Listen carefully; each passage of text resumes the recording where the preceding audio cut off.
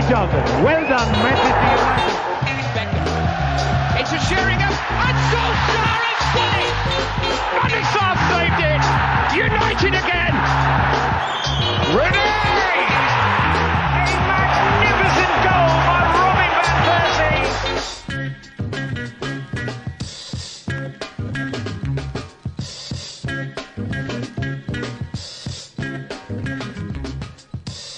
Welcome to United Hour, your official podcast for all things Manchester United.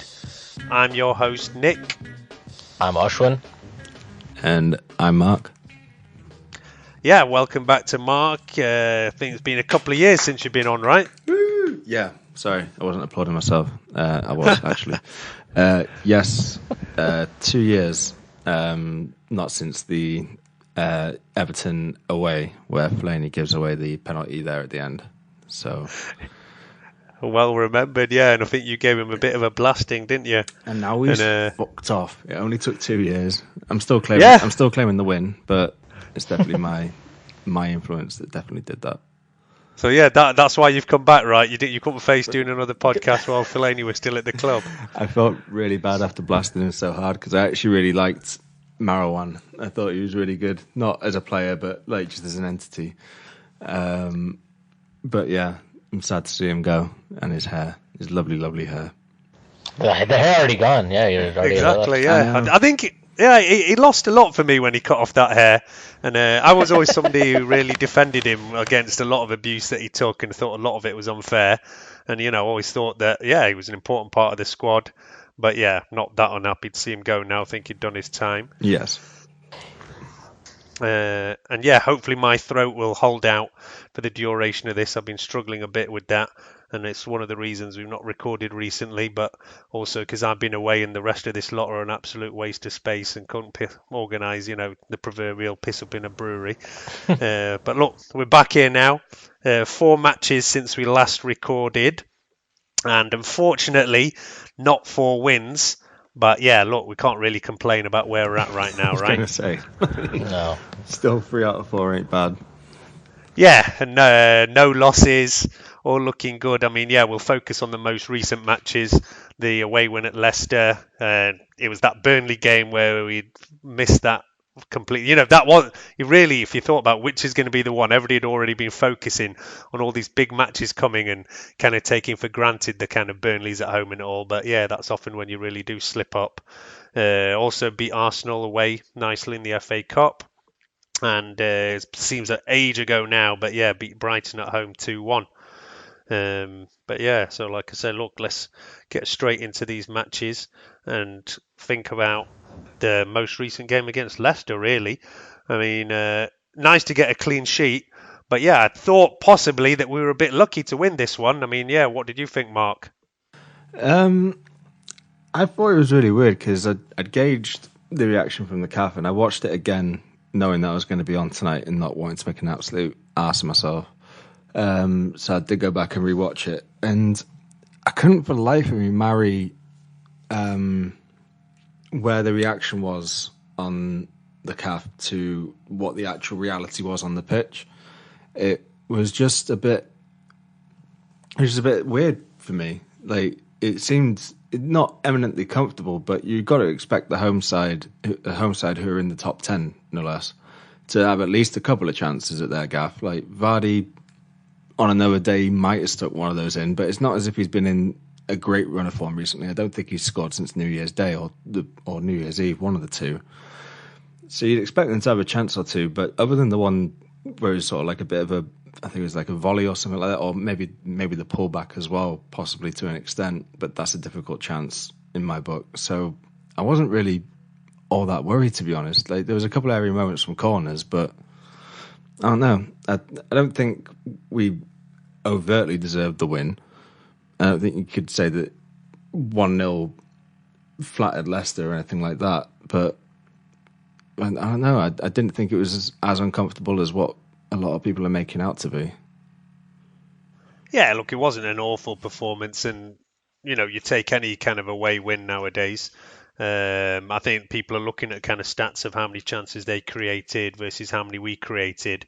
I think we started so well, and then seem to like drop off. But maybe, these are the kind of ways we have to start playing. I think people got a bit unrealistic expectation with some of those early Ole matches where we were just blowing everybody away. Yeah. But that was that kind of bounce of freedom and everything from the Jose days, and now we're getting a bit more back to reality.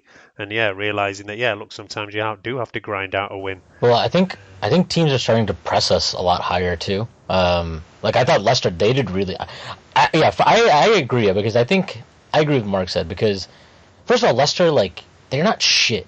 They're not like they beat City, right, a few weeks ago, and then they drew Liverpool in their previous match to this. So they have a knack of getting results against these big sides, and I think playing the bigger sides kind of suits how Puel has them like set up and how they play. So I didn't have a huge problem with us not, maybe it wasn't like a dominating performance, but you're not going to be at your best. You're not going to dominate every one of these matches. Like, that's why the Premier League is so difficult, to get through an entire season. And I would say win the league, but I don't think I think that ship has sailed for us this year. But I thought Leicester had a really good game plan. I thought we weren't able to just play out of the back, and that's something we'll probably talk about when we talk about the Brighton match, but that's something Brighton did really well against us too. They were pressing us a lot higher. Burnley did it also, and Burnley never presses. They always, they're mostly a deep block team, but at various points in that match, they were doing a really good job. Not that we didn't control possession, but they were pressing higher, so we found it harder to kind of play through the lines and get into attacking areas. So I think that maybe something is just, obviously now teams have kind of seen how we're setting up with Solskjaer as our manager, which is obviously very different from how we set up under Mourinho.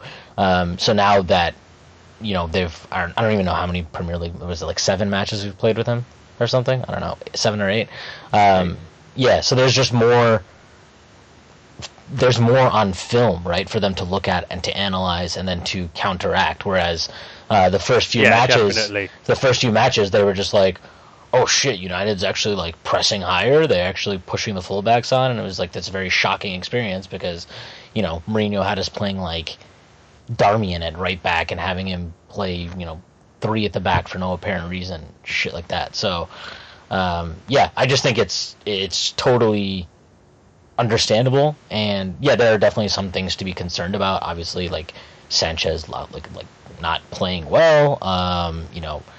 Sanchez. Let's talk about Sanchez because he starts this match. Mostly I guess because Martial's been injured, and Lukaku started the one before, so I guess he was giving a couple of people a chance to stake a claim.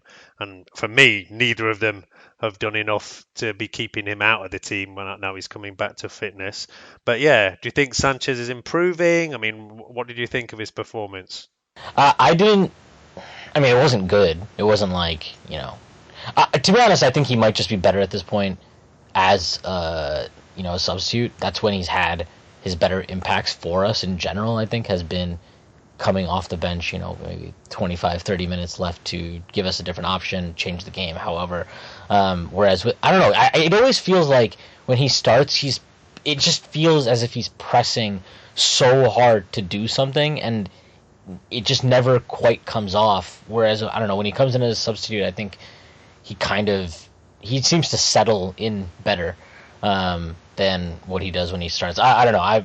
I'm kind of at the point where I think that we just have to hope that he can contribute in a smaller role, and we should just accept that that transfer is just gonna go down as a complete disaster in terms of value for money. But that's irrelevant. It's a sunk cost, right? So you just have to do the best you can with what you have from him, and he's gonna be here because nobody is taking him off our books. So you can complain about it and bitch about it, like if you're Mourinho, or you can just get on with it and do the best you possibly can, like Solskjaer's done. And so, I don't think it was a bad performance. It just wasn't. It is what it is at this point.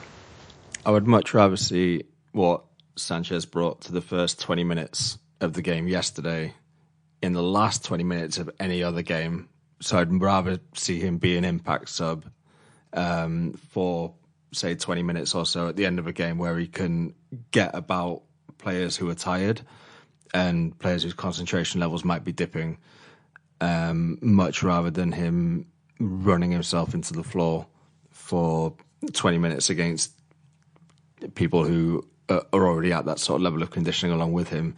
His attitude isn't what's in question. He'll still run about, he'll still press, he'll still try to make things happen. It's just that the physicality aspect of it from a pace standpoint and trying to beat somebody just isn't quite there anymore for him. So he needs to readapt himself and take on and embrace a smaller role. It's not even a smaller role because it's still incredibly important to be able to be someone who can come on in around about the 65th or 70th minute, to be able to come on and change a game and get at players in a way that you know that you still can, but just for a shorter period of time. I mean, there's no greater example of that than the person who's taking your training sessions Monday through Friday as well. Yeah, I think maybe it's becoming more and more apparent that it is a player that's, way past his best, has maybe lost, half a yard of pace, and is now telling, it wasn't clear earlier in the season whether he was just part of this Mourinho mess and that's why he wasn't on form and all. But now I think a few matches in and everything, not seeing that much difference. He's still a decent player, but he's nowhere near this player that was like 2 or 3 years ago was one of the best players in the Premier League, basically. We're just not seeing anything of that at all. But yeah, I mean, to be fair, and I mean, at the same point, we should probably talk about Lukaku, who are the, players who are more coming in off the bench having a go. They did actually both have a decent game against Arsenal in the FA Cup. Lukaku was man of the match that day, and Sanchez scores as well against his old club. So they can definitely still contribute and make a difference. And we need to have game changers from the bench. To have options like that to come in is brilliant. Although you might say how much money you're paying for them, but as Ashwin, I kind of agree with you. Once you've paid it doesn't really matter. City have piles of talent on the bench. So yeah, what difference does it make if they're at that point not in the top form? Then yeah, they can still come in and do the business when they need to. 20 minutes, 20 their game changers. You need that. Yeah, and I don't know. I think maybe so. I think when he comes on as a sub, one thing I've noticed also is he tends to be put in more central positions. Whereas when he starts, he always starts on the left. Or not always, but generally speaking, he starts on the left. And like that him losing a yard of pace, right, it's way more telling in that on the outside than when he plays through the middle. But also, he's one of these high risk, high reward players, right? So it's hard to just trust him to play in the middle because he's always going to give the ball away a bunch, which isn't, that's just what happens when you're trying to create as often as he's trying to create something. But yeah, I mean, it's. I don't. There's really not much more to say about it, to be honest. I don't think that he was. Yeah, I mean, like Mark said, it'd be better to use what he can give you in that final 20 minutes versus in the beginning 20 minutes. I did think it was a little interesting that he got. I didn't expect him to start against Leicester just because I thought that this was a pretty tricky fixture for us. So I thought for sure Martial would start just because. Those three. I think it was fitness. He was just, he hadn't trained that much all week, right. So I guess that's why he's given the chance there. The game before against Burnley, Lukaku's given a chance and didn't do particularly well. So yeah, I think that's the good thing as well, that neither Lukaku or Sanchez can complain now, because they were thrown in, in a bit of rotation in that FA Cup game, did pretty well. Then they've both been given a start in the following matches, not really delivered.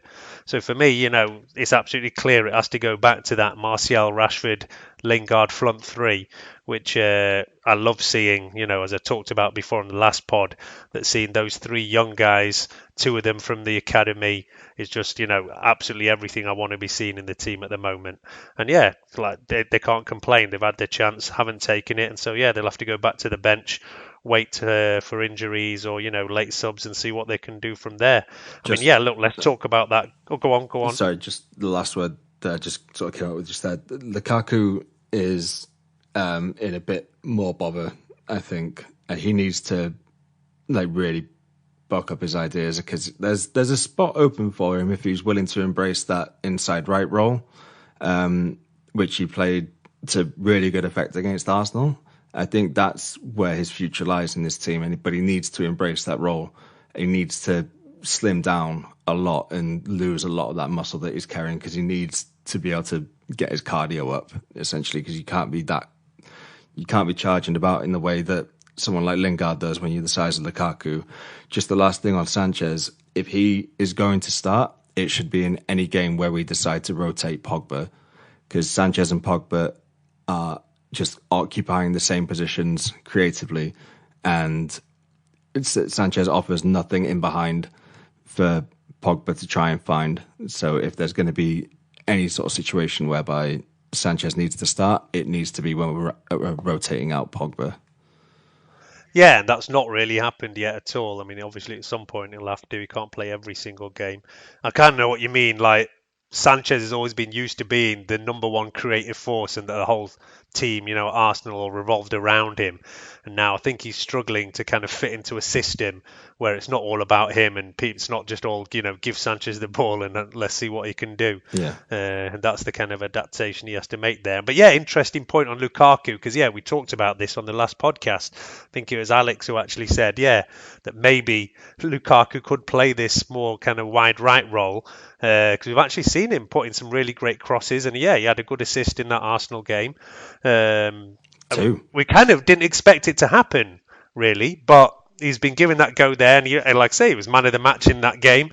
And people do talk a lot about that we're missing somebody who's like a right-sided player. So you wouldn't ever have imagined the player that you've seen at Everton and whatever banging in the goals, you'd ever talk about him playing that kind of role. But why not?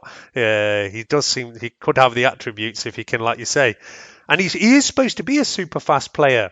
He talked about himself that he bulked up for the World Cup and maybe lost a little bit of that speed.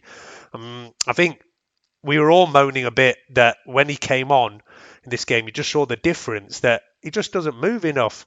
And I don't know whether this goes back to how he'd been drilled to play under Mourinho, where he's more supposed to be maybe holding up the ball and a bit isolated, and he's just not moving enough to fit into this new way of us playing, really. And for me, they're like, the difference is just there to see. Yeah.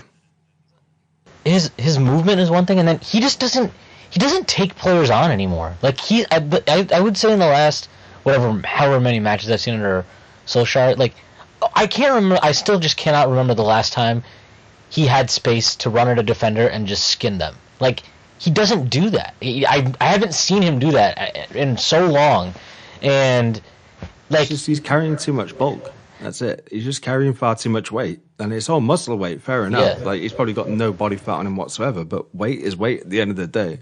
Right, he's definitely not out of shape. I'm not accusing him of that. I think he's said this himself, and I think he knows it, and it's something I suppose he's working on. So hopefully we can see a bit of difference if he keeps working on that.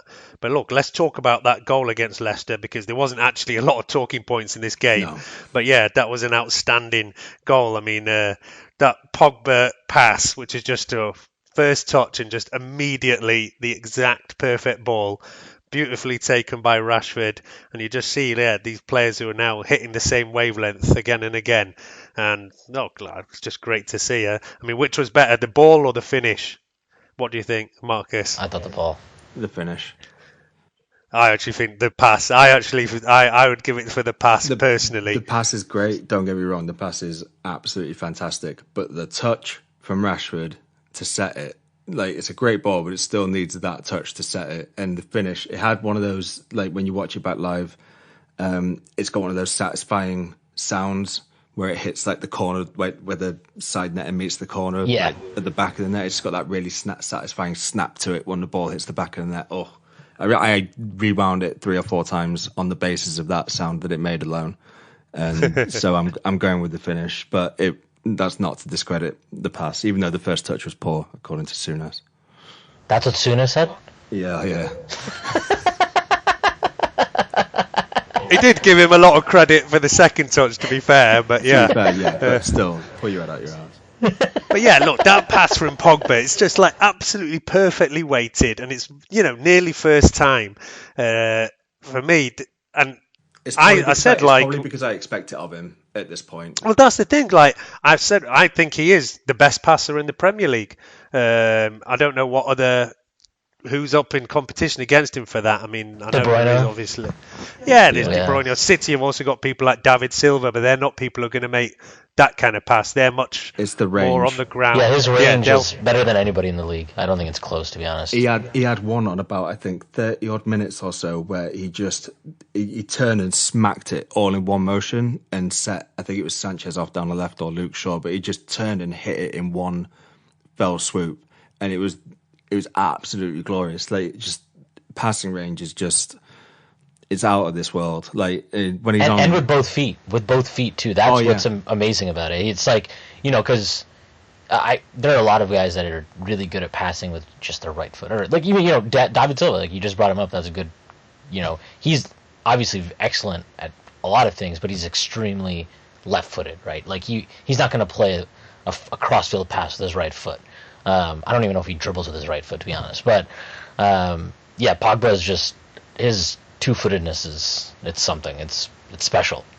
Pereira giving it away, back over the top from Pogba, a delicious pass, and Rashford doesn't need too many opportunities. United do lead, he's squandered one, he's never going to squander a second. Manchester United ahead. That's better. Great finish. Positive finish from Marcus Rashford, wasn't it? But what a poor decision that was from Pereira, because he's got plenty of time to have a look. And he ends up trying to reverse that one back into it. Don't you dare give a ball away there against these sort of players, because Pogba can produce a ball of such quality, which he does. I mean, that's a brilliant pass. That is such a good ball. Lovely first touch, and you're a goal down. Could be two.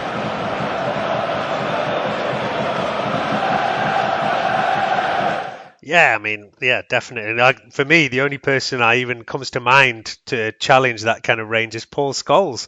That since I've been watching United, of course, we've had so many great players, passes, whatever. But yeah, Scholes was still the number one for me in actually passing range. But yeah, Pogba's right go up with there. Beckham, maybe a bit over. Actually, Scholes. yeah, fair enough.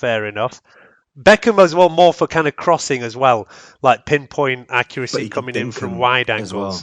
I think, Fellaini also, obviously. Yeah, definitely his forte.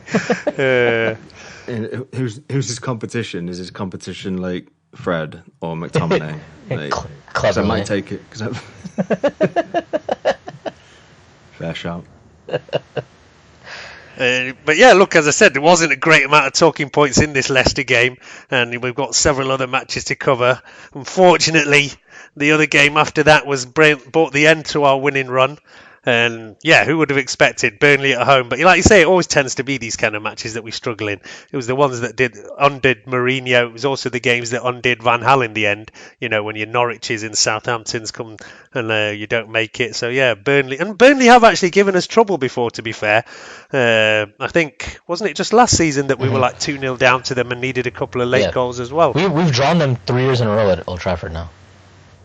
Yeah, so maybe we shouldn't have been that surprised, really. But yeah, I think it was a lot of these kind of matches that people just taking for granted, and that's the most dangerous times. I mean, yeah, what do you think? Where do you think it all went wrong in this match, Ashwin? I didn't actually think. I think that we were pretty unlucky. I felt in that match. The goals that were conceded, obviously Pereira's mistake. I mean, that was. That's You remember when Hernandez, when Chicharito, he missed that whatever, it's like an open net basically, and then they showed Van Gaal look over at Giggs and kind of just It was a penalty, wasn't it? It was a penalty, yeah, it was a penalty, exactly. That's the kind of reaction I kind of had when he made that mistake, because I was just like, maybe he has all this talent, but I don't think at his age, and he doesn't even have a position yet. He doesn't seem to. I don't know what he adds really. He's kind of tidy on the ball, I think. Obviously, not in that instance. But yeah, that was just a bad mistake that Solskjaer can't. There's nothing he can do about that. That's not a tactical thing. That's just and I don't even know why Jones passed it to him there. To be fair, I thought that was a really poor decision from Jones. to put him in that position because he was getting That's a shock. Yeah, it was just a stupid pass, and then obviously Pereira, he shouldn't have tried to spin it there. He should have just played it back to De Gea and been safe. But maybe that's exact. I think he just needs to leave because he needs to be able to make mistakes like that and then not lose his place necessarily the next match. And he's never going to have that at United, obviously. So he wasn't even on the bench for the Leicester game after that. I feel a little bit sorry for him. I mean, because, it is just one mistake and anyone can make them. But yeah, I think that what you said is the biggest issue for Pereira. What is his position? I mean, he had a pretty decent kind of summer where he played quite a few times. And although I did think it was a bit bizarre that Mourinho had put him in this kind of number 6 role, almost not really a defensive midfielder because he's not that kind of player, but he was more supposed to be. Well, he doesn't tackle. He can't tackle. Well, he was supposed to. I guess he was supposed to be taking on this kind of Carrick style role of passing the ball out from that position, and he did actually do pretty well in that position in some matches. Even the first match, I thought he was pretty good. Yeah, he started the season there. But was that against Leicester, our opening match this season? It was, yeah. Yeah, he was pretty good in that match. But I mean, the Brighton debacle right after that wasn't good, and then I think he basically just lost his spot and never came back. So yeah, I mean, he's had a few bits here and there, but I think while he was out on loan in Spain, he was playing much more attacking role. He played on the wing. I can't say. Yeah, I saw him here and there, and he was more playing either number 10 or playing wide roles. Definitely more attacking situations. And even, he had a game for Brazil. He'd got into the Brazil squad on the back of that kind of runs for Valencia and getting into our team.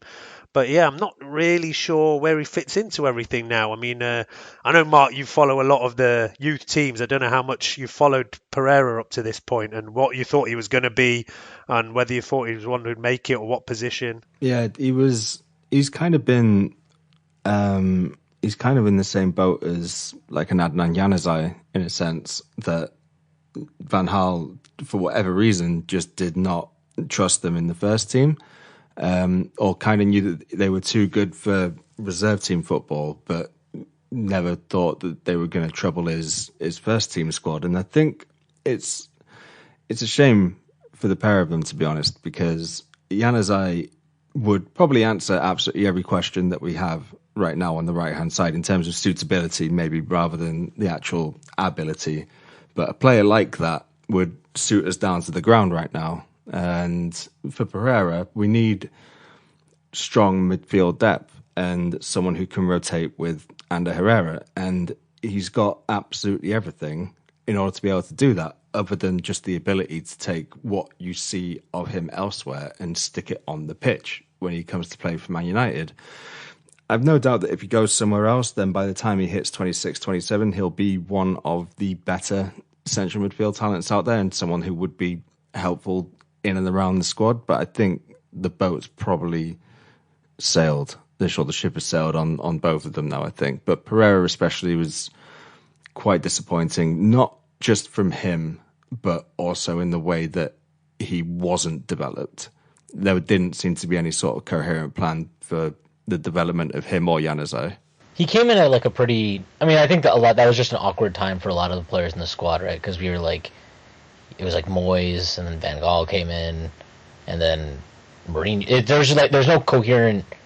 I mean, you can't imagine 3 more different managers to like appoint back to back to back, and then then on top of that, I think all of us would agree that the structure at the club itself hasn't been great, in terms of making decisions like this, and just in terms of managing, like building the squad. So, sometimes I think that happens a lot at a lot of these big clubs where, talented players just can't get minutes on the field. The loans that they go on aren't necessarily beneficial for them. Obviously, some loans can be good, but a lot of them aren't, and it's just so kind low of a risk. Percentage. Yeah.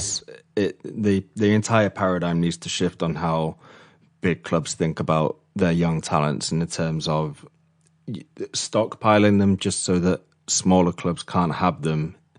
When that works, but only when you're also willing to give them the shot. And some big clubs just are willing to stockpile them just so that they can say that they have them.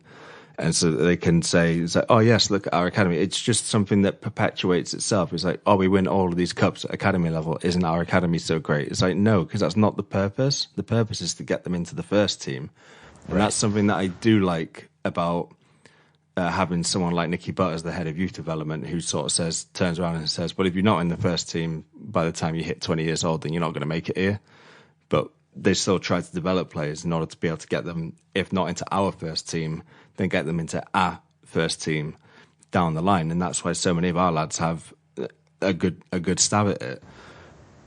But yeah, to be fair, I mean, talking about Pereira, his kind of progression has actually gone quite well. You know, he had the loan, he was out of Granada, played, you know, kind of lower down Spanish team. Then he progressed up to Valencia, who's obviously a higher level.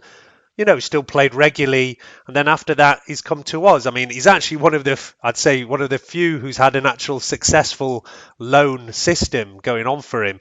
I mean, it used to be the way for a lot of players. You know, back you talk about whatever Beckham's, even more recently, players like, I don't know, your Welbecks and all, who all went out, had a decent loan somewhere, and came back into the team. More recently, these loans don't seem to be working that well, and I don't know whether it's because players are ending up maybe in the Championship or something, and even if they're getting regular game time there, it's not really setting them up that well for playing regular Premier League football. Like, you know, I'm thinking about players who are out at the moment.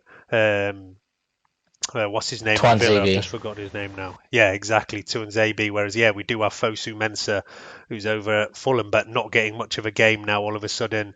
Whereas, you know, at least Pereira, he was playing regularly at a decent level.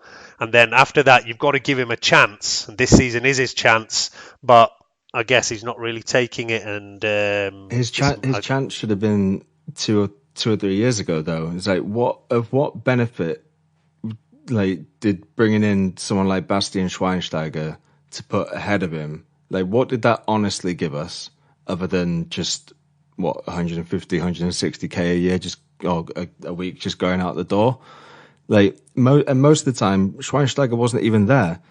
And I think someone like Pereira, well, that's true though. Like, no, he was traveling all the time. I remember. Yeah, exactly. So someone like Pereira can probably feel really aggrieved when he's putting his minutes in on the training pitch, day in, day out, and he's basically waiting until January so he can get his loan move to Granada or Valencia or wherever, just so that we can have Bastian Schweinsteiger in the squad to shift. At that point, it is about shifting shirts.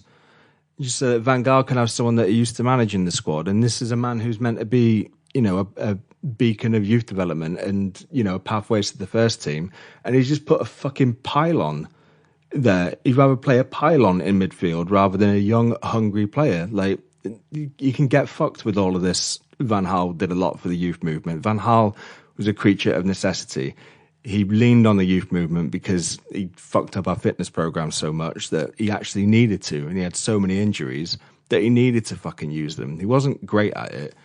He's a fucking fraud, an absolute joke of a manager who I think actually probably set us back. I was trying to move on from Jose, but we were going all the way back to Van Gaal here now, I mean, you said at the top, and it won't be in the recording, that obviously I wanted to obviously have a little bit of a stab at Mourinho, and people can talk about how all of this, you know, the club's got no structure and, you know, we're a mess and all that, or whatever fuck Gary Neville's on about this week.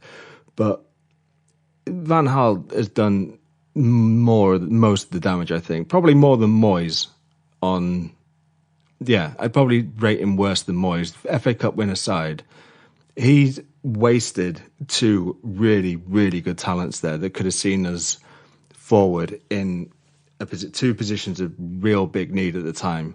He got rid of, he basically turfed out Januzaj for seemingly no reason. And I got reminded the other day of when he was all ready to come on against Watford, and then something happened and he decided to not bring him on. He was all ready to come on and they just slung him back in the dugout and then didn't play him, I don't think, for the rest of the season. Then after that, well, I don't want to go into like big detail, but I don't think you can blame Van Gaal about Januzaj because, you know, he went out on loans and failed miserably, and he shouldn't have been attitude. Sent. He shouldn't have been sent. And this is more. Well, but look, his attitude. This is more the point.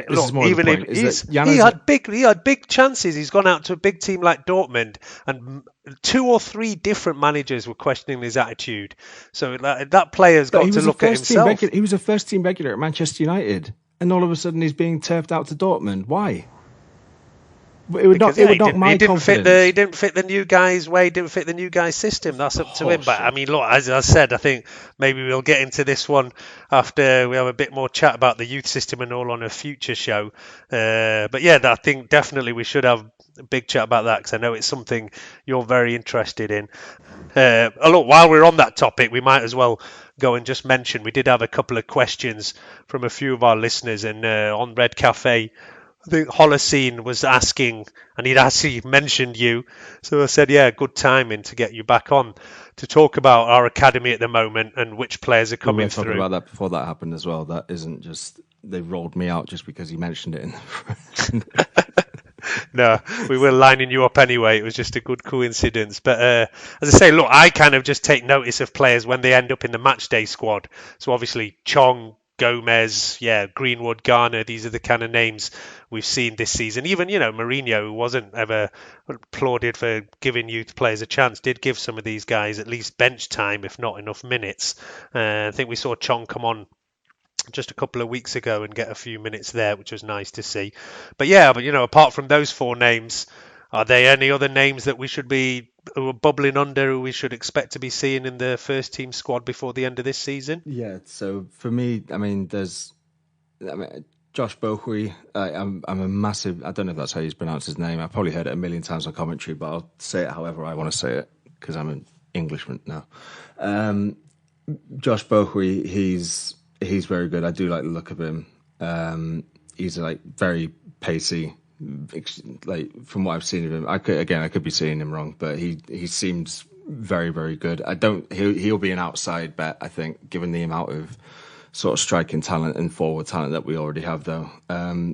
Two players who I think could have a say.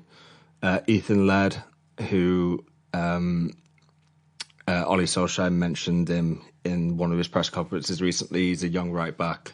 I think he's 17 or so at the minute. He's England under 18 right back, and that's actually a badge of honour at the minute, given how much the under 18s are killing it and how much our youth system as a country is killing it at the minute. And Leo Connor as well. I really like Leo Connor. He's just a really good footballer.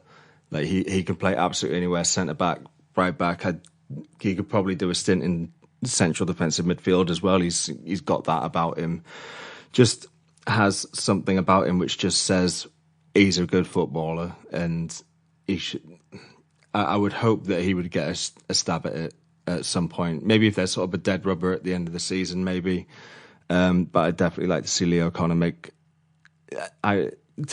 him at either right back or centre back or as a central defensive midfielder. I don't know if he's actually ever played there, but I feel like he's got the skill set to do it. But those are the two names, and Bohui's very good in my opinion as well. All right. We'll definitely look out for those guys and keep updated hopefully with you regularly for the rest of the season and what's going on with the youngsters. Just going back to the Burnley game, I mean, as I say, look, the big disappointment was losing that winning run that had been going along, but we still really came out of this game with quite a positive vibe, because when you're 2-0 down with not long to go and you come back to save the point, it actually probably gives you as positive a feeling as nearly a win, really. And the introduction of Ole time and getting in there, but as I don't really know what we can say about that match. There was a little bit of rotation, as you say. Pereira given a chance, Lukaku started up front and didn't do much, and like I say, Rashford then has to be pushed a little bit wider, which wasn't suiting him at all.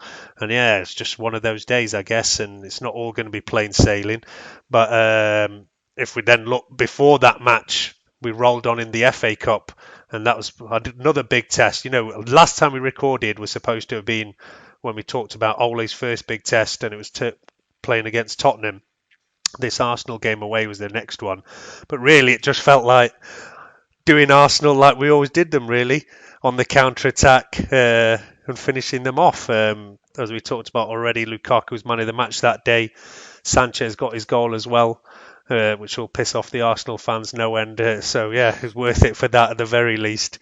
Don't know if you guys had anything more in particular to add from that Arsenal match. I It's so long ago. It feels like some of these matches seem so long ago.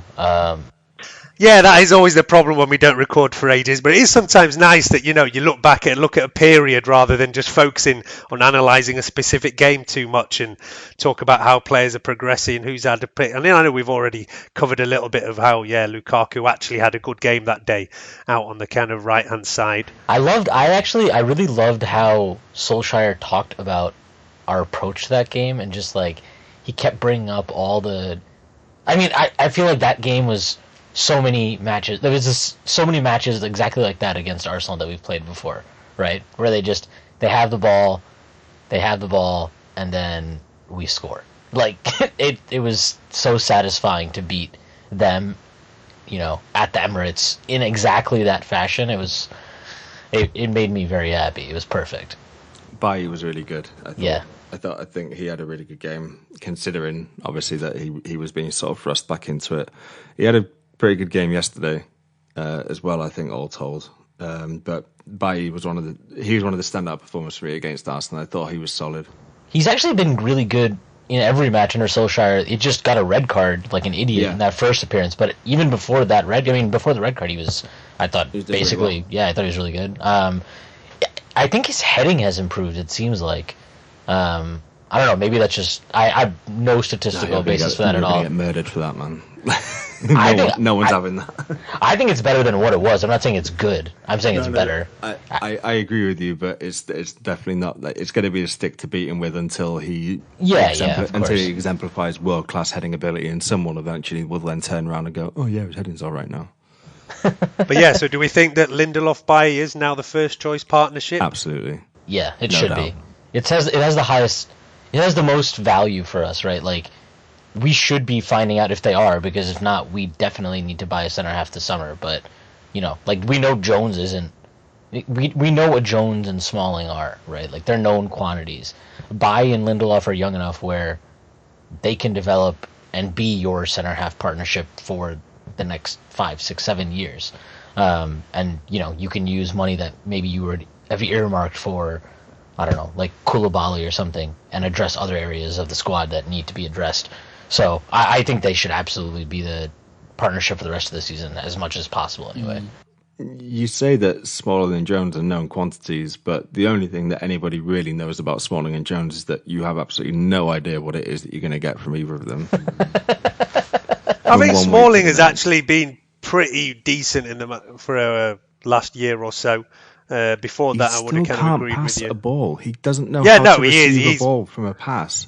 Oh yeah, that's always been his biggest issue. But as a defender, he's not great, but he's been good enough. I mean, he's not really been around. He's been injured for most of the time Ole's been around, so we don't know what Ole thinks of him yet, and I suppose he is going to reappear at some point. I mean, yeah, totally forgotten man was not even worth mentioning. I think, do we still own Marcus Rojo? I think we do. Yeah, right? we do. Is he back yet, or is he still... Because I remember he just went to Argentina for a little while. Yeah, who knows? Yeah, he just turned up on Instagram in Argentina and just like, oh, well, that's probably the best position to play him in, I guess.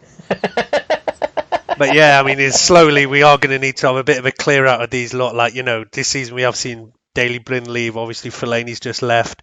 Darmian's still kicking about. Rojo, I think it definitely needs to be a bit of a clear out by the end of this season. I was surprised, actually, that Darmian didn't leave in this window either, since it kind of just seemed to have been kept on in the summer because we just all of a sudden got a right-back injury just before the season started. But anyway, seems like he's sticking around till the end of the year now. Going to miss that art student in Manchester somewhere that's doing his sideburns for him. Yeah, flying him specially back to Juventus or whatever. Yeah, look, the only other match to give obviously, since we're on the FA Cup, where we're playing Chelsea next round, so yeah, don't like the easy games, but yeah, keeps things interesting at least. Unfortunately, they've given us, I think, the Monday night slot for that, which all the away fans absolutely hate. But yeah, anyway. It's fucking scandalous. Yeah, it is. Monday night is an absolute killer. That's why I was surprised when people complained about Friday night football, because they say that's a way better option than Monday night, which is absolutely the most awful option for an away game for sure. How long is the ride down to London from Manchester? Yeah, it's about the train's about 2.5 hours, but by car it's more like 4 or 5 hours. It's not a bad journey, but It's the availability. Yeah, after the match, you can't really get the train back. You're going to miss last trains probably. So then, you have some epic journey back either by coaches, which take more like 5 hours, or car journey or something like that. So it causes a big problem. Although, I guess for people like myself who live in London, it's not that much of an issue. Hey, don't forget, I'm from Manchester, so I'm not taking any bullshit for that kind of stuff.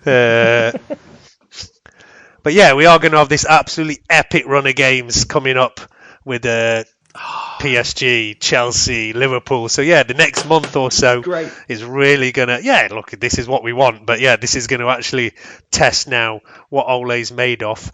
I mean, we shouldn't actually forget that our next match is against Fulham, because everybody's already focusing a lot on this PSG game, which we're recording on Monday night, so it's a week tomorrow basically. So I'd give a quick mention to Fulham, who is another one of these games that I guess you get a bit complacent about. They're struggling down at the bottom of the league at the moment. They're not as adrift as Huddersfield, so I guess they've still got a chance. They're not far off. They're not far off. I think Cardiff won, didn't they, on the weekend? So now they're looking a little bit further adrift. Fulham, they're not totally dead and buried, but close to it. I mean, you can't really see anything apart from a win there, right? I mean, in our last 6 matches, we've beaten them 5 times and only drawn once, and they're not looking good there. I think the Ranieri came in has had a slight upturn, but only because they were so absolutely awful before that. The one bit of interest, of course, is that Timothy Fosu-Mensah is over there, but not getting much game time at the moment at all. I mean, was he one that you thought would make it? Have you been happy at his kind of route, Marcus, or not? See Pereira and Januzaj there. That's my opinion on that. He's another one who's just, his development has been mismanaged. And I think there's a combination of his development being mismanaged and his development not really being all that understood in terms of the fuller context of it, because he started really well at Palace and then got an injury, had a change of manager, then got an injury, but was still performing really well, and I think was one of their better players. And then after his injury, he was competing to be a centre-back again at that point, rather than the first-choice right-back, because the best right-back who is now not in the top 6, I think Wan-Bissaka is now their right-back. So there's no great shame in losing your place to someone who's demonstrated themselves to be one of the better right-backs in the league. And even at Fulham, he didn't start all that bad, but Fulham as a collective did. Individually, he was doing all right, and then obviously the change of manager, and then Ranieri's obviously got the people that he trusts, and he's more focused on keeping them up rather than developing players, which is not a point of view which you can really argue about. But again, to even loan him to a side like Fulham shows just like, I'd rather he went to a side who was competing in the Championship for promotion rather than a side who was struggling in the Premiership. Because I think it's more about learning habits rather than actually the level of competition, I think. Yeah, I mean, for me, it was pretty awful that we keep Darmian and send Fosu-Mensah out on loan. Fuck? I mean, there's just, there's no point in that whatsoever. Whether Fosu-Mensah is good enough, I mean, obviously we've bought in Dalot. I guess they're of a similar age. I mean, I've always even wondered, like, is Fosu-Mensah definitely a fullback? Like, there was sometimes when people were talking maybe he should be a centre-back option. I don't know where he played most regularly. I've seen even people saying he should be a defensive midfielder, which, I mean, I never saw that, but I don't think he's not. He could be a central midfielder. He could play where Herrera plays and he gets about the pitch and puts the tackle in like Herrera does. So again, he could play that role, or he's a very serviceable right back.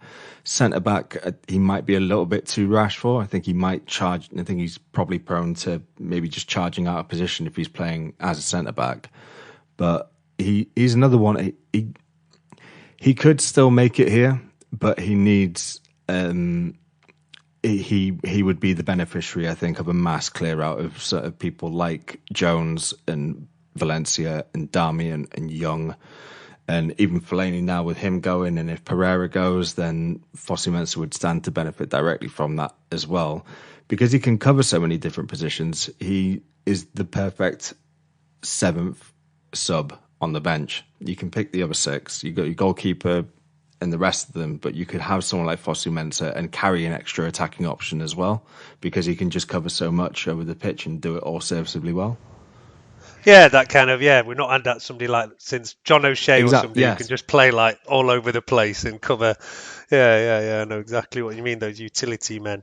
But yeah, look, let's see. Like I said, he did play pretty regularly last season and even started this season, but yeah, under Ranieri, he's not getting much game time at all.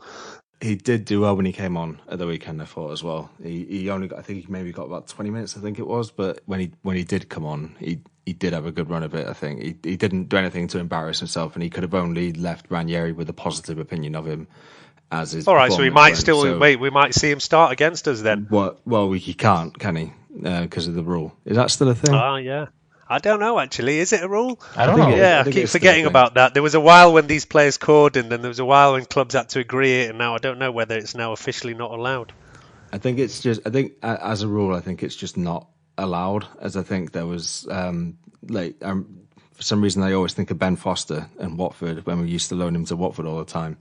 And they I remember back in the day, it used to be definitely not allowed. Then there was a while when those players were given time. Anyway, I'll never keep up with these rules. So yeah, we'll have to check up on that and see whether our loanees are allowed to play against us or not. Aye. But yeah, he's doing well. And with regards to Fulham as well, it is a team that we should be dispatching. And I'm insanely jealous that they're back in the Premiership, and I'm not going to be down at Craven Cottage, because that's one of the better aways. Craven Cottage always has this weird thing where they have like a neutral area. I think it's the only ground I've ever seen in the Premier League where they have this kind of weird idea of a neutral section, which whenever it's United obviously is full of United fans. Yeah. But yeah, so normally whenever you do go to that match, we have much more of a percentage of the ground than usual. I won't unfortunately be going to this one, but I will be heading up north for the PSG game on Tuesday. Can't miss that one. That's going to be electric. That'll be really good. So look, this is the one everybody's been waiting for. Get one of those big European nights back to Old Trafford. I guess we're playing them at a good time. I mean, they've just lost their first match of the season, going down 2-1 to Lyon. It was actually bizarre. I don't know if you saw that Ole and Phelan flew out like half an hour after the Leicester game finished at about 4 o'clock, and they're in the stands in Lyon for, I think, whatever it was, 8 o'clock kickoff or something over there, and watched it over there. And yeah, Ole's bringing his Norwegian voodoo out there and seeing them lose their first match there, right? 2-1 down to Lyon. Neymar's out for both legs, right? Is he definitely out for both? I know he's definitely not going to make the first match. I'll go over France. I'll make it so. Don't worry about that. Him and Verratti, they'll get. Verratti's actually, but I think he's back, right? Or he should be back. Yeah. I'm hoping that he's one of those rushed back kind of things, so that he's there, but more as a body. Rather than him actually being fully at it. But I think he's been in the frame now for a while, so I think we are going to see him, unfortunately. Yeah, no, and look, we're obviously not talking about a one-man team, Cavani, Di Maria, Mbappe, so they've got, plenty of options. Oh, he's going to get pelted as Di Maria, isn't he? Oh, yeah. Well, I don't know. I don't think United fans would particularly hold big grudge against him or anything. He wasn't really around that long. Little shitbag. I think you're. I don't know, man. I can't stand that guy.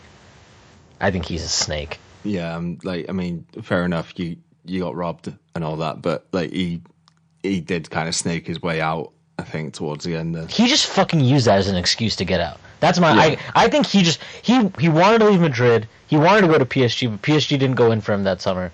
We went in for him. He didn't really want to be here. It was just the one big club that came in for him, and then he kind of just used that, I think, as an excuse to pout and cry his way out. And he knew. I think he probably had some inkling that PSG were willing to come in for him then. So that was kind of his dream move anyway.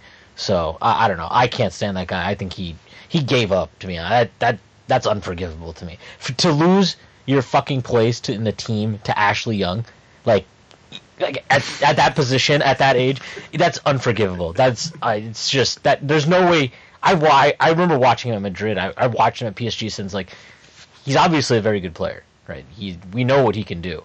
So for him to lose his position to Ashley Young has nothing to do with anything. It is not about getting robbed. It's not about that. He just gave up. So yeah, thanks for the chip against Leicester, funnily enough. But yeah, you're getting booed by me through the TV set, as far as I'm concerned. All right, I'll give him a big boo just on your behalf. Yeah. Thanks, Nick. But yeah, look, like I say, they've got plenty of other players in there. Neymar's the big story, but we'll go there. I mean, having the home leg first, we've obviously just got to go for it. See what we play our game. Pogba's obviously going to be absolutely looking forward to this one. A lot of his French teammates over there, although actually not that many that you kind of expect from a PSG team, because they're full of Brazilians, Argentinians and whatever. But yeah, he'll obviously be waiting for that match there. They can be got at. That's the eminent feeling that I have with PSG. But no matter, whenever I see them in Europe, I just think if someone just has a go at them, like when Barcelona turned them over, like some 8-goal deficit that they overturned, there's they just started playing them, they just started getting at them. They're not.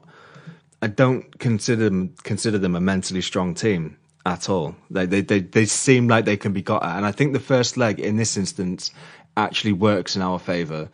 Any other time, I would quite happily go over there, eke out a 0-0 or a 1-0, something like that, and then bring them back to Old Trafford for the second leg. Just as long as everyone's in striking distance, then we can do it. But I think in this instance, I think the crowd are going to be up for it. They could be got at, and I think we can take a multiple goal lead back to France and just be in the business of nicking one when we go over there. They are there for the taking. This is an eminently winnable tie at this point now, and we've got to do them. We've got to go at them. Yeah, look, Liverpool obviously beat them earlier in the season. We should dominate the middle of the park. Like their midfield our midfield is just better. Pogba, Herrera, Matic is better than what I think they're playing Draxler in midfield right now.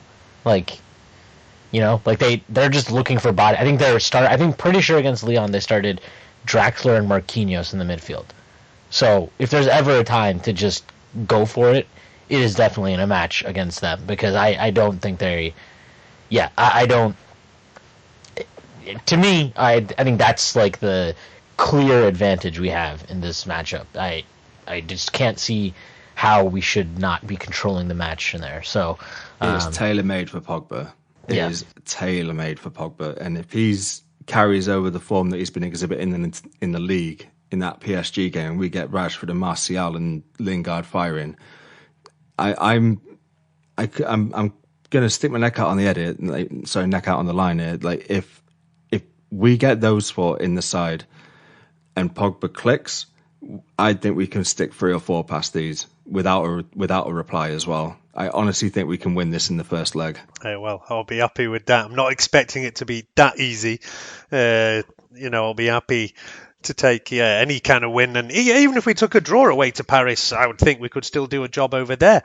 As you say, they can be got at. I mean, they did come through a very difficult group. It was a PSG, Liverpool, Napoli, and a Red Star Belgrade. So, yeah, it was kind of one of the most difficult groups on paper. And they won that group after beating Liverpool in that last match. So, yeah, look, it's not going to be easy by any match of them. But when we drew this, I think everybody kind of thought it was a write-off, yeah? Because, we were still under Mourinho at the time. But now, yeah, a lot has changed in that time. We'll see where we go from there. As far as I can tell, we've never played a competitive match against PSG, which in one way you kind of think is surprising. But at the same time, they're a team who's not really got much history or pedigree in the past, and I think they'd only won the French league a couple of times back in like the 80s, early 90s. They won a UEFA recent Cup as well, times. I think. They won the Cup Winners' Cup once in the 90s. Yeah, mid-90s, Bernard Lama and the gang. Exactly. But yeah, apart from those, like I said, they only had 2 French titles to their name before this Qatari money came in. So yeah, even though you'd think like the biggest team in Paris would have some kind of history, they're really actually a nothing club history-wise, even in France. So, Chelsea equivalents, basically. I always thought of them as Europe's Arsenal. Arsenal are a team with history and whatever. I mean, whereas, like I say, history of getting turned over by United. Yeah, from a mentality standpoint, they always seemed they're pretty and they get and they've got talented players, but they seem like the kind of side that can fold quite easily, I think. Well, I think that's exactly the thing. They've got no kind of European pedigree. I mean, all right, we said they've won that one Cup Winners' Cup way back when, but apart from that, they've barely even been in European competition in most seasons. Yeah. It's only in these last kind of 5-6 years that they're Champions League regulars. And every year people have put this kind of tag on them as one of the favourites, but they don't get anywhere near it. I don't think they've been past the quarter-final, have they? Have they made a semi? I don't think so. Yeah, I would definitely say that their football heritage is lacking. That's very polite, yes. Yeah, that's clear. Even whatever. Yeah. Fucking new money chances is another way of putting it, but well. Yeah, and to be fair, City are kind of in that same position, But City did get to a semi, right? League. They did get to a semi-final. No, even though that kind of experience and having it somewhere in the club, whatever, does make a big difference. Got to a football league playoff semi, maybe one day. Yeah, Macclesfield Town or something. Paul Dickov, you twat. But yeah, look, that actually is while we're talking about it gives us back to one of the listener questions. We said, basically, I think it was Holocene again, saying the rival watch. What do you think about the chances of the Scousers finally winning the leagues? And we're recording this on Monday night, and Liverpool have just drawn 1-1 with West Ham, which I was very happy to see after getting 1-1 against Leicester last week again. I mean, I've never been so disappointed as seeing Manchester City lose as last week when they lost to Newcastle. Because, for me, like I say, very, very much the lesser of two evils, and I'm backing City. Of course, the dream scenario, so it's the Spurs to pull off the unlikely league win. But yeah, at the moment, I'm still just hoping that City can save us from this fate of watching the Scouts. But yeah, the Scouts, they're doing what they always do. They seem like they're choking at the right time. They almost got they had a chance right at the end. Origi, that he was a yard offside, right in line with the linesman. He didn't call it. Luckily, he didn't score, but it was it was ridiculous. I mean, thank God they're imploding. Long may it continue. I'm going to be professional here on my return and tie this in with another one of the viewer questions that has been left, because we all have access to these. Don't let Nick fool you. Go on. So obviously Liverpool stuffing it against West Ham, but I think two-man midfielders on about Matic, and should we be persisting with Matic? I think a good replacement or a good person to bring in was playing and had a really good performance last night in Declan Rice. I wouldn't want to see Declan Rice brought in to be given a chance ahead of Jimmy Garner, because I think Jimmy Garner can also do that role. But if we're talking about someone who's proving themselves sort of week in, week out at the highest level at the minute, Declan Rice keeps finding another gear against some very good teams. He had a very good performance against Arsenal recently as well, I think over the Christmas period when they lost. I think it was either 1 or 2-0. But yeah, Declan Rice he's one to keep an eye on, I think, in terms of that Matic replacement. I would persist with Matic for another year and have Rice in and around the squad on the bench and getting a few starts here and there as well. What about McTominay? What about him? So he wasn't one that you'd ever tipped. You were as shocked as everybody else when Mourinho promoted him, were you? I was to a point, and then someone pointed out that he'd grown to 6'4". I was like, yes, this makes sense now. And I actually do like Scott as he just gets on with his job, and I think he copped far too much stick for the Reading game, because in the second half, if he was only judged on the second half, he was probably man of the match. The amount of interceptions that he made and tackles and whatnot, he actually had a very, very good second half, and there's always seeds of a really good player in McTominay, but he's just never going to get the playing time. I think there was an article doing the rounds a few weeks ago that there was certain players who were in that age group of United who had left, and they could not get their heads around how McTominay was in the side ahead of them. And I don't blame some of them, actually. But no, McTominay is not the one, I don't think. A useful squad option, and can play on the right-hand side of that midfield three, or he could play as the central defensive midfielder. He may be able to add another string to his bow, and if he really threw himself and committed to maybe looking at possibly being a centre-back, he might be able to do that, but I don't see it. I don't think he's long for us, to be honest. Not without a seriously good loan, funnily enough. Yeah. He was linked with a couple of loans, wasn't he, in this window, but it didn't happen in the end. I would love to see him go to Celtic, because I think Brendan Rodgers, in the way that Celtic play, I think that would have been really good for him to be the central hub of a team like that. Whether that happens or not next season is anybody's guess, but a move like that to a side like that would be really, really good for him. Absolutely. I think probably with Fellaini leaving, they probably thought we'd just keep hold of him, a couple of injuries and all of a sudden you're looking short otherwise. But yeah, look, McTominay, I think everybody was pretty surprised when he came through, and Mourinho, he made up some special award for him that summer. Remember when he made up the special McTominay award? But yeah, look, he actually, like I said, he's done well most of the time whenever he's performed, even though sometimes, he's thrown into like a 3-man defence and bizarre stuff like that, and wasn't awful. But I'm not sure. Yeah, look, he's a young player. Maybe he can grow into that role. Ole's not giving him much game time, so I'm guessing he doesn't see whatever Mourinho was seeing, or that he doesn't fit his way compared to Mourinho's way, more likely.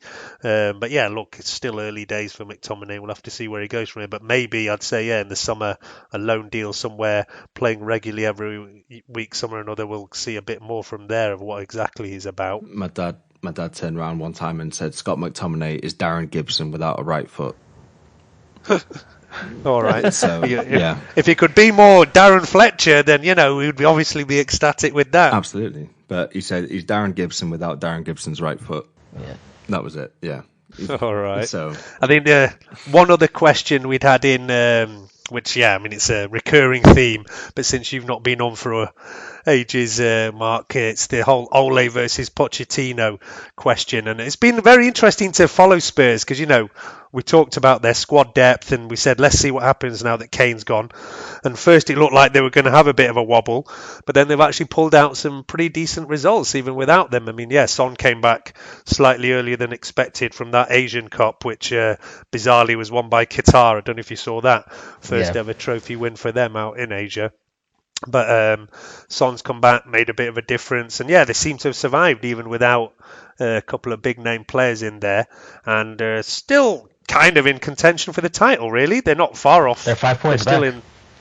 Yeah, exactly. No, So they're definitely in it. And I think as it pertains to Ole versus Poch, toss a coin.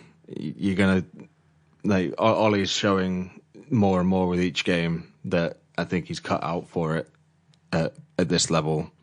I don't think there's only so much you can do by going away and quote unquote proving yourself, because you're never going to be able to replicate what it is to be a Manchester United manager. You either just have the ability to do it or you don't.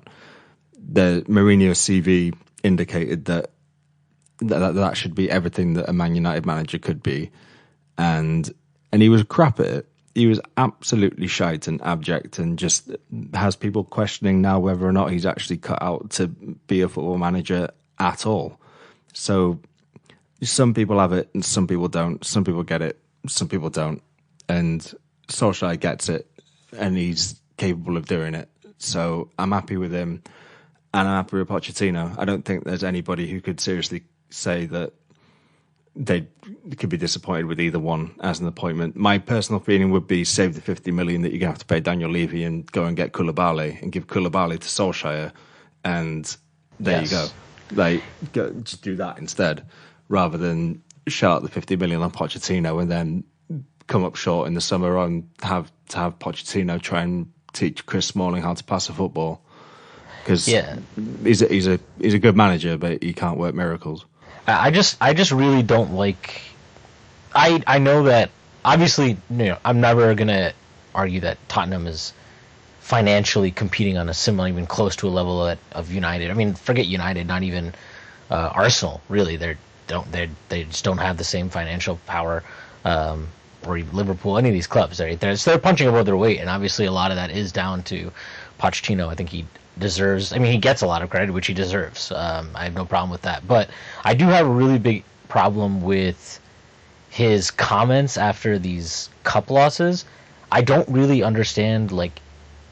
To me, they're just bizarre. Like, and it's almost, they're very self-serving, because it's like he can't lose, right? Or it's in terms of how he's perceived, because when they lose in the FA Cup or the League Cup, he just says, "Oh well, this isn't our priority right now. Top 4 is our priority, and we're trying to be a big club, whatever." But like, it's not as if they're always losing to big clubs that have financial superiority over them in some of these matches, right? Like, I mean, like he hasn't won a European knockout tie, so I don't like. And I'm not. That doesn't need to be the end all be all, like how he does in cup competitions. But when he doesn't have those results in these cup competitions, like in Europa League when they went through, he played a full strength side and they lost to, what was it, Ghent or whatever. And it's like, yeah, I get that you can't. We're not. No, I don't think anybody's realistically asking them to compete with City for the title, right, or Liverpool for the title. But I do think that there's just, I just something about the way he treats those cup competitions. It's just, yeah. Look, he hasn't. He's big. That's the big black mark against him. He hasn't won anything, and when he gets knocked out now in the FA Cup to Palace, but I'm pretty sure in the background that he is basically being told by Levy or whatever that everything is on finishing in the top 4, with their new stadium and whatever. They've got to have that Champions League football.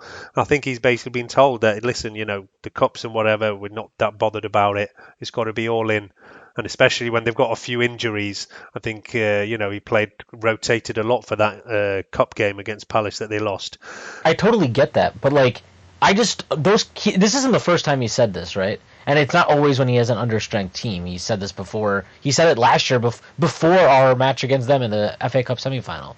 Before the match, he said something like, it'd be nice to win, but this doesn't, like... Yeah, he has still choked every big time. You can think that. I don't even think it's unreasonable to think that way. I just find it bizarre to say it publicly so many times. It just feels, like I said, it just feels very self-serving, and kind of self-protective. I think like maybe if he came to United, he wouldn't say things like that, and he would, like Solskjaer. They asked him if he, something about like playing Chelsea, and he's like, look, like these are the matches you want to play. And they asked him about the FA Cup, and he's like, we want to win every competition we're in. Look, these are just token things you say, but I do think they say something about your mentality, and just kind of the way you think. And so even if I do actually agree with what Pochettino is saying, I just don't think he should be saying it publicly. Pochettino is more likely to get you to the final, but I would trust Solskjaer more in the final than Pochettino. Solskjaer just comes across as more someone who's like chips it down, time to perform, and he seems like, even in this small sample size, and looking back at some of the stuff that he's done at Molde, where he's had to G up players to get them to perform above themselves, even in the Europa League, which sort of give you sort of an idea of the resources that he's working with in Norway. I'd much rather, from a player standpoint, and I think that's a lot of what the job actually is at our club, getting the best out of the players. The players there are talented enough. The scouting system will work to get you players that are talented enough. It's then just your job to get the best out of them. And I would trust Solskjaer more on that than I ever would Pochettino, I think. But I could be being harsh. And I would like to see him be given the opportunity at a big club. And I just wouldn't want that big club to be somewhere like Real Madrid, which may end up doing more harm to him as a coach, as a young coach, than what he can possibly benefit from it, because they're undergoing a period of huge change right now. Yeah, they need to rehaul that entire squad. Yeah. And yeah, maybe he'll think that's an interesting challenge. But yeah, I mean, you both sound like you're erring towards Ole now, whereas I know Ashwin a month ago, you said even if Ole wins the Champions League, I would be going with Pochettino, didn't you? No. What I said is, like, realistically, yeah. At that time, I mean, I didn't know. I really did. To be completely honest, I didn't know anything about Solskjaer as a manager other than the fact that he got relegated with Cardiff and won the Norwegian League with Molde a couple times. I didn't know what to make of it. But what I said is that I didn't. It shouldn't be about the results. It should be about the actual style of how we play. And if that is good and the results obviously would naturally improve, then then you can talk about it. And I still don't think, like, he's done enough where you can just say, yeah, we have to, there's still so much left in the season. There's so many challenges that he's going to face. Yeah, as you say, look, this next month where we've got PSG, Liverpool, Chelsea, this is going to be the making or breaking of Ole, right? And as well as say Ole, but I've said it before, but I think it's absolutely clear here that there's a proper team going on here. You see them discussing things on the bench, the feeling, Carrick, and they're all definitely involved here. So I wouldn't even say that, Ole is so clearly the manager. There's definitely the first managerial kind of team going on at the moment. So I feel he's actually allowing input from others and taking it on board, definitely, and using that to inform his decisions, right? And that's, to me, that is exactly what you want from the person, kind of, at least for the time being, in charge of more or less the club, right? And I mean, obviously not the financial side and transfer side, but just the actual football playing side of it. You want him to, Mourinho hired, or he added McKenna to his staff, and he added Carrick to his staff, and he even said it was because, basically to add new ideas and stuff like that. But then obviously you watched us play this year, and it was almost like he would not allow those new ideas to actually bear fruit. Whereas with Solskjaer, you've always, there's this entire weird thing going on where it's people think that there's still just new manager bounce, and he just smiles all the time, and everybody's happy now, so that's why we're playing well. And it's sure, some of it is obviously that, and also that's part of fucking management, so I don't know why we're dismissing that. 10 games in is more than that now. It's not just 3 or 4 kind of new manager bounce type of thing now. Yeah, and you're seeing actual tactical things that he has changed about the way we play. And even, okay, sure, Pereira cost us potentially 2 points with his kind of disaster against Burnley. But, we can't criticize Mourinho for not using the squad and then criticize Ole for choosing to use the squad. It feels like if you're not in a team, if you're not in a match, even though Fred hasn't played that much, I would venture to guess he probably doesn't feel like he's out of the manager's favor entirely, like he probably did when Mourinho is here. That reminds me of a certain someone. What are we talking about? Who, when players get dropped, but they're not necessarily out of the manager's plans, who does that remind you of? Right, Ferguson, obviously. But I mean, yeah, and it's I don't know. That's why everybody's excited. Yeah, we do all feel like it's the spirit of Ferguson at the moment in every little way, how everything's going. No one wants to address it, and it's a huge elephant in the room that it really feels a lot like when he used to manage us. He said that the biggest thing that he learned, and the best lesson that I think that he was imparting on people, was that he knew when to delegate. And that was the key to his success in terms of that sort of top to bottom, seemingly top to bottom management style that he had. But he just knew how to delegate properly. And someone like Solskjaer is humble enough, I think, to have taken that on board as his lesson. You don't bring in Mike Phelan and converse so much with a highly rated coach like Kieran McKenna and someone who reads the game like a Michael Carrick does, and not have that as a part of your makeup. It's what he's doing. He's actively delegating. He's allowing and trusting people to do the work that he knows that he probably isn't up for doing. So Alex Ferguson in his late 50s and early 60s was not up for taking a training session, but he had people to do it for him. Like Solskjaer knows he's probably not the greatest coacher of players out there, but you know what? He's got someone like Kieran McKenna. He's got someone like Mike Phelan who has taken training sessions with some of the great, most fantastically talented players in all of world football. You can just put out the fucking cones. Don't disrespect this man. This is a world-class coach right here, shorts or not. Like, there's a reason why people like Alex Ferguson trusted that man, and that it feels a lot like Ferguson is in charge again, even though he isn't. And I think we all know that he isn't, but it's just got that feeling that the club is in the right hands if you put him in charge. Definitely. Yeah, we can all agree with that for sure. I thought the Leicester match was really big like that, because we didn't play well, but you did. I never felt like Yeah, I mean, all these matches, obviously, but I just think it drove home in the Leicester match because we didn't play well, but everyone was still everyone. They're fighting, they're trying to, they're playing for the shirt, right? They're playing for the badge or whatever. I mean, it sounds like it is a little bit of a cliche. But Solskjaer said this himself in his post-match that this match was all about that, and we could have played better, but this was the day where everybody fought, defended the box and whatever, and kept the clean sheet for us to win the 3 points today. And look, I totally agree with you, Mark, that it's the whole spirit of Ferguson feels there, and it's no coincidence that we hear about him hanging around the training ground, and that the players feeling and all the Carrick, Ole's, all going back to him over there. And I think that is what really gives that everybody wants to see Ole succeed in this at the moment. So I think that kind of all three of us are hoping that he is the one. Whereas, it's a head kind of heart decision when you talk about Poch versus Ole. Your head says that, Pochettino is probably still the better option, more experience or whatever, right. But your heart wants Ole to be the one that takes us to the next level and brings it all back to how we used to be. And I think that's probably about the right place to end this show. I think we've covered everything that I wanted to, and we're over our kind of hour mark over there. Good to have you back on the podcast, Mark. I think hopefully you'll be back on regular rotation, right? Yeah, and give us the academy updates and everything. Absolutely. I think, I'm pretty sure we'll record the next one after PSG, and hopefully, we're looking at rolling on in the Champions League there. Good night from me all.